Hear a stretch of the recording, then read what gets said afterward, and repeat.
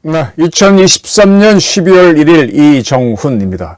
이동관 방송위원장 탄핵안은 검토하지 못했죠. 본인이 먼저 사퇴했기 때문에 끝나버렸습니다. 그러나 이정섭, 그 다음에 손검사 탄핵안은 통과가 됐습니다. 그리고 국회가 통과시킨 법률 노란봉투법, 방송 3법은 대통령이 거부권을 행사했습니다. 지금 한국 정치는 탄핵 대 거부권 대결입니다. 탄핵 대 거부권 대결. 어느 쪽이 승리할까요? 이렇게 서로 극단적인 대결로 하는 정치는 어떻게 돌파해야 될까요? 제 의견을 말씀드리겠습니다. 민주당은 재미가 들었죠. 얼마나 이 탄핵을 남발하고 있느냐. 이동관 탄핵안을 낼 때 검찰청법에 의해서 처음 냈던 게 그런 식이에요. 두 번째 냈던 게 그런 식이었죠. 그러니까 얼마나 성의가 없으면은 그 이정섭 그 손검사한테 붙여야 될 문구를 여기다 옮겼겠습니까? 그냥 복사해서 막 갖다 붙이는 거예요. 아무 준비 없이 성의 없이 하는 겁니다. 그만큼 남발하고 있는 거죠. 박근혜 대통령을 탄핵해서 권력을 쥐었던 집단, 그리고 168석이라는 절대적인 다수를 갖고 있다 보니까 오만 방지하기가 그지없습니다. 네. 윤석열 대통령은 지금 몇 가지 어려운 점에 몰려 있습니다. 언론에는 크게 보도 안 됐지만은 제이미 목사가, 북한도 왔다 갔다 하는 목사가 서울의 소리와 함께 짜고 김건희 여사한테 디오르백을 전달했고, 또 그거를 서울의 소리가 방영함으로 해서 지금 시중에 나가면 계속 김건희 여사에 대한 이야기가 돌고 있습니다. 그게 있고, 그 다음에 부산 엑스포를 참 열심히 추진했죠. 공무원들이 움직이지 않는다, 어려울 거다라는 걸 많이 알고 있었는데 대통령한테는 아무도 전달이 안 해준 모양입니다. 대통령 옆에 제대로 정보기관이 없다는 뜻이죠. 그런 실패가 있었습니다. 상당히 두 개 다 굉장히 아픈 건데, 그런 상태에서 지금 거대한 야당의 공격에 대해서 인사권 임명안 같은 경우는 국회 청문회에서 동의서가 없어도 그냥 임명하는 걸로 강행하고, 거기서 야당이 강제로 만든 법안은 거부권 행사로서 이제 맞서고 있는 이런 모습입니다. 윤 대통령도 문제점이 있는 상태에서 대립하고 있고, 민주당은 이재명 자체가 잡범이고 재판을 받고 있는 그런 자입니다. 그런데 그런 자가 엑스포 유치를 실패하니까는 아주 격렬한 비난을 대통령처럼 하는 이런 꼬락서리가 나오고 있는데, 제 관점은 이겁니다. 윤석열입니다. 이재명은 논외로 해야 되죠. 그러면 윤석열 대통령이 지금 이렇게 본인도 몇 가지 실수라 그럴까 안타까운 점이 있고, 또 소수고, 이런 상태에서 어떻게 돌파를 해야 되느냐. 이동관 방통위원장 임명도 못하고, 개각을 하고 청와대를 개편을 하고 수없이 해봐야 이거는 안 됩니다. 제가 동아일보에서 있을 때 보게 되면 신문사에도 파동이 일어나요. 파동이 일어납니다. 거기서 치고받고 싸우는 데서. 그러면은 그 문제점을 개선하는 노력보다는 그게 참 어려운 것 같아요. 본질을 건든다는 게. 그러면 뭐 하느냐? 갑자기 부서를 막 인사를 하고 바꾸고 사무실 재배치하고 나서 그렇게 요란하게 하고 난 다음에 그걸로 넘어가는 경우가 많아요. 지금 국힘당에서 보게 되면 이뇨한 씨의 혁신위원회 존재감이 사라졌죠. 이뇨한 씨가 등장해서 이뇨한 씨의 혁신위 아이디어도 상당히 추상적이고 맹탕이에요. 제가 결이 다르다는 표현을 많이 썼는데, 저렇게 혁신을 하게 되면 정치 패배합니다. 자, 지금 이뇨한 씨를 믿고 윤 대통령이 그를 집어넣었다면 지금 이뇨한과 윤핵관 간의 싸움이 벌어지면서 또 이준석과까지 싸움이 벌어지면서 더 평범한 일어날 뿐이죠. 이런 상태에서 윤 대통령이 할 수 있는 거는요, 우선은 이동관 탄핵이 가장 큰 문제니까 여기에 대해서 대통령이 국민을 상대로 연설을 하셔야 됩니다.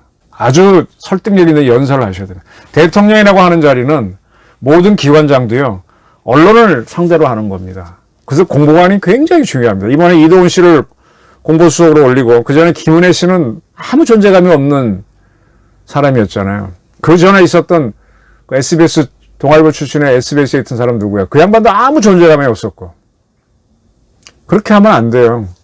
계속 이렇게 소통을 해야 됩니다. 소통을 못하고 있는 거예요. 내가 왜 이동관을 방통위원장에 앉혀가지고 방송을 어떻게 하겠다는 걸 얘기를 합니다. 그러면 반대파들이 바글바글 대들죠. 또 거기에 대해서 또 이야기하면은 국민들이 이렇게 듣습니다. 듣고 나서 의견이 모아집니다. 이거는요, 신고리 3, 4, 5기를 문재인 정권이 공사 주기던 걸 세우기 위해서 의기양양하게 공론화위원회 만들었을 때 지금 원자력 연구원장가 있는 주한규, 경희대학교 교수로 있는 정범진, 그 다음에 뭐 정영호 카이스트 교수 이런 사람들이 나와가지고 열심히 왜 우리가 원전을 해야 되는지 설득을 하니까 뒤집어졌잖아요. 거의 3대2로 신고리 원전 지어야 된다는 결론이 나왔지 않습니까? 이 어려운 상태에서 이 혁명적인 소수파 정권이 할 수 있는 거는 국민 설득입니다. 연설입니다. 설득입니다. 지금 윤 대통령이요, 되게 못하는 게, 조선일보의 김창균 전 논설실장이 59분 대통령이라는 칼럼을 썼는데, 어디 가시면 혼자 얘기를 다 해요. 근데 그걸 듣고 설득되는 사람이 없어요. 나 이렇게 알아 라는 얘기고, 사실 그런 어느 자리에 가면 들어줘야죠. 들어주면 그 사람들은 자기 편 됩니다. 그 다음에 국민을 상대로 할 때는 나는 이렇소. 예를 들면 케네디가 뭐라 했습니까? 나라가 국민을 위해 무엇을 할 것인가가 아니라 국민이 나라를 위해서 무엇을 할 것인가 생각해 주십시오. 이런 명연설을 던져야 됩니다. 박정희 대통령 연설도 굉장히 설득력이 있습니다. 그런 이야기를 툭툭 던지면서 그러면은 우리 사회의 지식인들이 신문사에 있는 부장급 논설위원들 이런 국장들이 보면서 좋으면 그게 일면으로 올라오면서 여론이 만들어지는 겁니다. 굳이 언론하고 싸울 필요 없어요. 계속 화두를 던지고 연설을 잘해야 됩니다. 윤 대통령이 지금 연설은 하지 않고 개각을 하고 뭘 바꾸고 뭐 국정원은 지금 초토화시켜 버렸잖아요. 국가를 운영하려면 객관적인 정보가 제가 몇 차례 말씀드렸습니다. 각 기관은 자기 하는 일을 좋게 보고해요. 좋게 보고해요. 그래서 나중에 속아요. 저는 저희 아이들한테도 속습니다. 많이 속았어요. 저희 부모님한테도 많이 속았어요. 뭐 그냥 좋게 얘기합니다. 근데 아니에요. 그래서 다른 정보기관이 갖고 와서 그래서 그런 분들한테는 인기를 잃어야죠. 자식들한테라든지 부모한테라든지 잃죠. 조직원한테는 잃지만 결론적으로 다 살려줘야죠. 살려주는 쪽으로 가야 되죠. 그래서 객관적인 정보를 구하는 그런 조직을 정보기관은 제대로 운영해야 되고 그 다음에 나는 왜 이렇게 인기 없는 걸 하는가를 설명을 해야 됩니다. 혁명적인 정권일수록 권력 잡을 때는 혁명으로 할 수 있지만 그 다음에 계속하게 되면 그건 독재가 되니까 계속 설득을 하는 겁니다. 박 대통령이 경북 고속도로 짓는다고 할 때 얼마나 반대했습니까? 그래서 본인이 그 개통하고 난 다음에 혼자 축하하잖아요. 이렇게 샴페인을 뿌리면서. 근데 그런 것들이 지금도 보기에는 감동적이거든요. 국민 연설을 잘 만들어야 되기 때문에 이번에 이도훈 홍보수석인가 간 부분이 같이 해서 이 연설문을 잘 만들어야 됩니다. 윤 대통령이 대통령 취임사에서 자유와 민주주의를 얘기했습니다. 또 미국 가서도 그런 연설을 했습니다. 그런 연설문이 상당히 명문이었어요. 그것 때문에 한미관계라든지 안보가 문제가 많이 해소가 됐습니다. 적확한 표현. 물론 좌파들은 버글버글했지만 다 지금은 찍소리도 없지 않습니까? 그런 식으로 명연설문을 만들어야 되는데 지금 이런 방통 이런 거는 본인이 전문가가 아니잖아요. 그러니까 그런 사람들을 모아갖고 수기를 해서 아주 국민 설득할 수 있는 좋은 연설문을 만들어 설명을 하면요.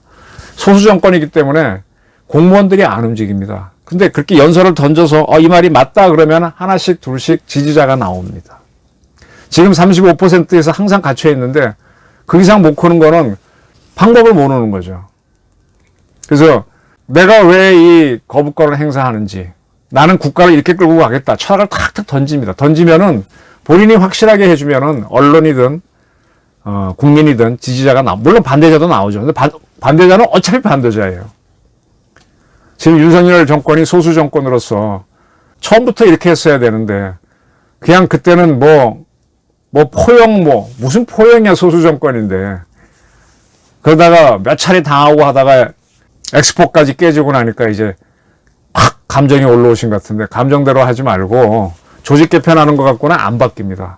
설득입니다. 그리고 각 부장관들을요 자주 바꾸는데 장관들이 국회의원보다 좋은 자리예요. 그 자리가. 그 사람들이 오랫동안 있으면서 계속 국민들을 자기 분야에서 설득을 해야 돼요. 박민식 장관이 보훈부 장관이 정일성 기념공원에서 딱 얘기했을 때 국민 지지가 가지 않습니까? 한동훈 씨가 법무부 장관으로 한마디 하니까 다 국민들 지지가 가잖아요. 그렇게 장관들이 하도록 계속 장관들이 연설하고 대국민 연설을 하고 그래서 공보가 중요한 겁니다. 극단적으로 얘기하면은 괴벨스의 이론을 다시 보면서 그 방법을 차용할 필요가 있어요. 그람시가 이제 유럽에서의 공산주의가 안 되니까 진지전을 이야기했습니다. 그래서 진지전으로 언론을 움직일 수 있는 대로 들어갔다가 그 다음에 결정적인 순간에 기동전, 거리로 나오라. 그래서 혁명을 하라 그랬는데 그런 방법도 인용해서 계속 소수 정권이잖아요. 그럼 어떻게 국민을 설득하느냐? 혁명을 할 수 있느냐? 혁명적인 정권이니까. 연설입니다. 지금 이동관 탄핵, 뭐 손준성, 이정섭 검사 탄핵, 이동관은 뭐 하지 못했지만 계속 공격적으로 나오는 저 잡범이 끄는 정당에 대응하려면 대국민 연설을 아주 설득력 있게 잘해야 됩니다. It's the public relation.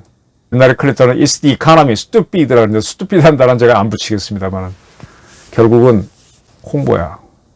홍보입니다. 그리고 유명한 연설문을 국민을 감동시킬 수 있는 연설을 자주 하셔야 됩니다. 그게 방법입니다. 감사합니다.